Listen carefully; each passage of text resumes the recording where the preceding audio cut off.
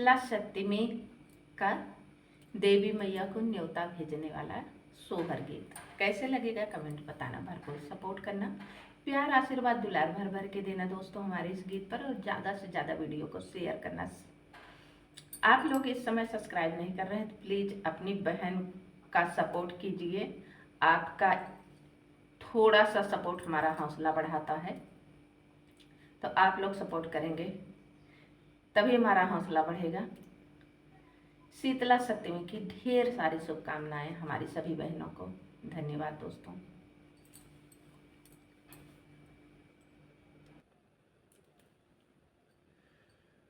उड़ी जात्या हरियर सुगनवा शीतला माई के मंदिर, शीतला माई के मंदिर हो।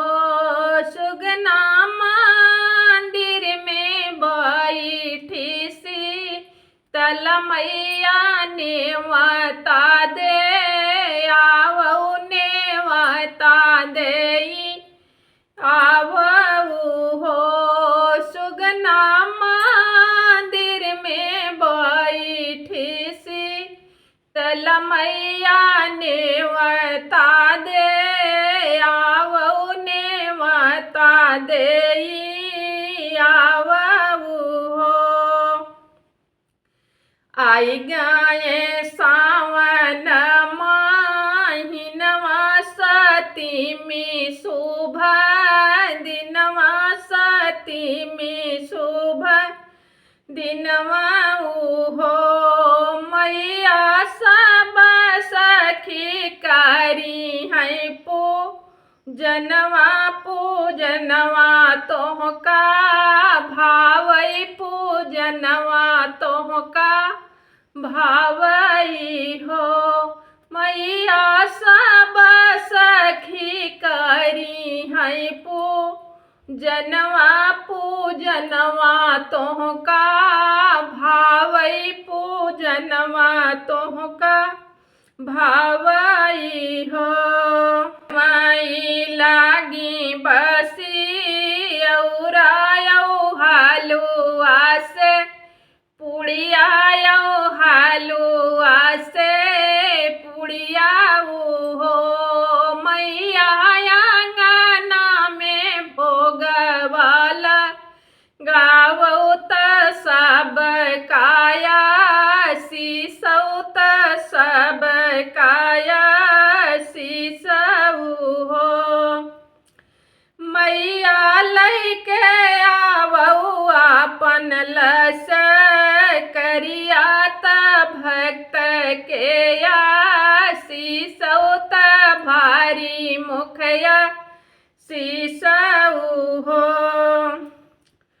जुड़े जुड़े आवई शीतल मैया साथवा बहिनिया, त साथे सब बहिनिया हो।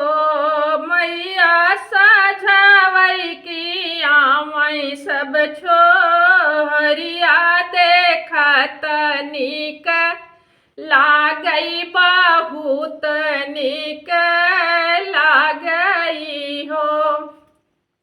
मैया साझावई की आवई सब छोहरिया, देखत नीक लागई, देखत नीक लागई हो। आगे आगे आवई हनुमत जी, पीछे भैरो भैया, त पीछे भैरो भैया हो। अब डोली चढ़ी आवथी शीतल मैया, बहुत नीक लागई, देखत नीक लागई हो। अपने दुआरिया तिम देई हाथवा का लसली है, हाथवा का लसली है हो। बहनिया चारा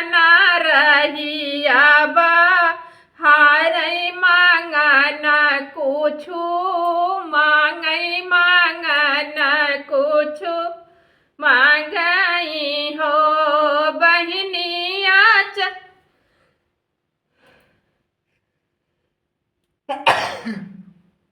बहनिया चरा से रहिया बाहर मांगन कुछु मांगई मांगन कुछु मांगई हो मैया अमर करा गोदी के लालनवा भरल मंगिया सेनुर भरल मंगिया सेनुर हो माई अमर करा गोदी के लालनवा भरल मंगिया सेनुर भरल मंगिया सेनुर हो।